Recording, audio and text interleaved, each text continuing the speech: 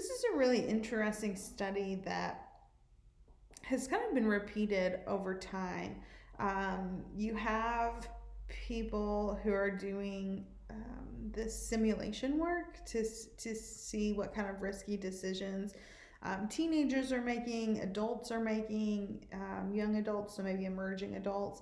So basically, they put you in a driving simulator by yourself, and then they'll do it again with a couple of your buddies at each of these age stages.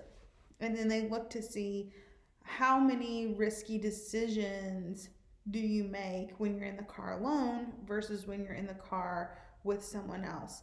And risky decisions in the car are going to be like running a yellow light or a red light. Do you roll through a stop sign? Do you I don't know, try to beat someone on the on ramp? Whatever the situation is, they have a whole slew of scenarios that they've used to classify as risky. Um, and so risk taking obviously led to more crashes. You can see that in the differences here between the adolescents with peers. They made almost 60% of their decisions were risky, and they had, on average, like a little bit over 5.5 crashes. So they're making the most risky decisions, and they're also crashing the most. They're strongly influenced by the presence of peers. You can see when they're alone, they're making risky decisions less than half of the time. So basically, you can see too, emerging adults were more likely, or young adults were more likely to make risky decisions alone than with their peers. So the peer importance really kind of tapers off as we get a little bit older. Puberty, as we already mentioned, begins between ages 8 and 14. Leptin, a hormone that is naturally produced by the human body, definitely affects puberty onset, particularly in girls. Low leptin is a problem, as this hormone is essential for appetite, energy, and puberty. However, too much leptin correlates with obesity, early puberty, and then early termination of growth.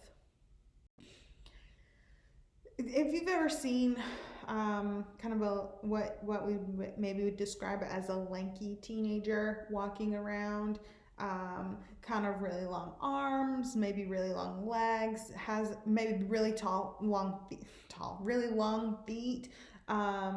So they look kind of awkward in their body. It's just because they're right in the middle of growing into their adult body. So the growth does start from your extremities to the core. So first things to grow are going to be your hands, your feet, then your arms and your legs. And that's kind of where we're at with this lanky. And then you kind of start to grow into your core part of your body. You get the height spurt, then a weight spurt, and then a muscle spurt. There's a real process to this. And then obviously, kind of during all these changes, you're much more vulnerable to breaking a bone, particularly if you're in sports, or really doing anything active. The skin, gosh, you guys, this is the best part of adolescence. Your skin becomes oilier, sweatier, more acne prone. You start to get facial hair, body hair, all the things that kind of turn us into an adult, essentially. It's easy to see why teenagers have diet deficiencies at this time. They may be going out a lot with their friends. Certainly at school, the options aren't great. Some schools have a lot more freedom where you can go off campus for food. Some schools, you're kind of tied to what they have. I remember in my high school, on like Tuesdays and Thursdays or something, Pizza Hut would come in and you could buy Pizza Hut. And then I think on like Mondays, Wednesdays, and Friday, it was, I don't even remember who it was, but it was someone else similar to like Pizza Hut. It just wasn't pizza. um, and we could get that. There were so many people who would deliver food to our school, so you could eat, whatever just poor food that you wanted. There's also an abundance of vending machine options, typically without healthy food options. Um, Coke machines with limited healthy options. There's just all around you during this time. It's hard to kind of make healthy habits unless they're really being reinforced at home.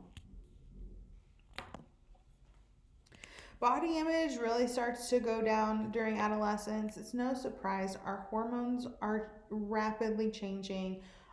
We're hitting these weird growth spurts, so we look awkward. There's just a lot going on. Um, what we're eating, the 2/3 of U.S. high school girls are trying to lose weight. I'm gonna be honest, that number seems low to me.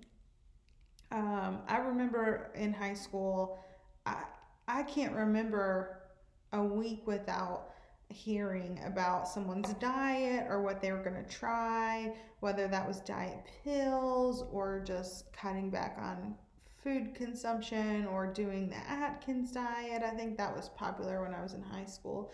Um, so many options, and you just hear about all of these girls trying to lose weight because they feel that they're overweight, even if they're not.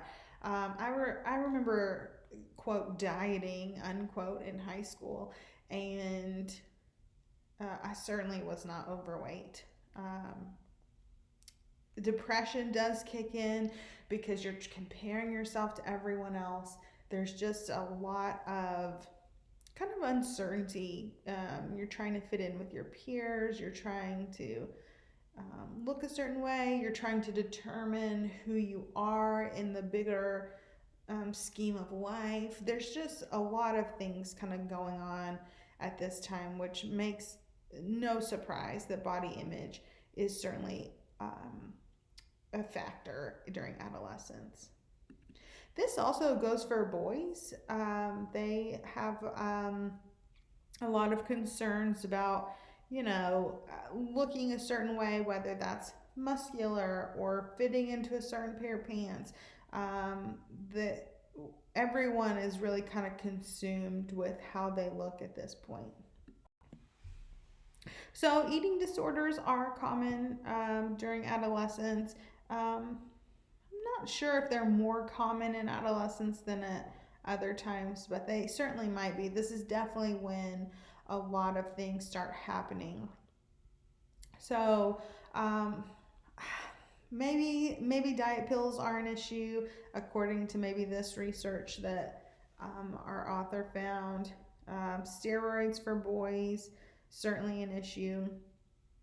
Anorexia nervosa is kind of a cut back on calories, extreme dieting. The biggest thing with anorexia is that the person doesn't realize that they have an eating disorder. They feel they have an unrealistic body image, and they don't understand. Um, they just can't eat. They just know that they can't eat. They don't necessarily realize they have a problem.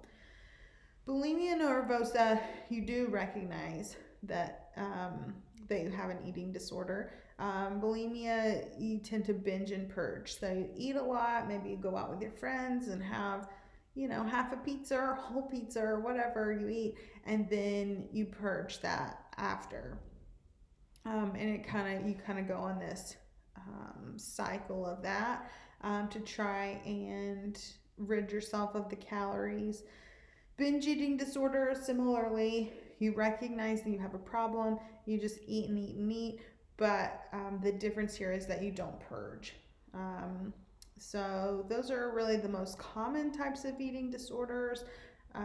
There's certainly probably others based on experience, culture. There's a lot of options there.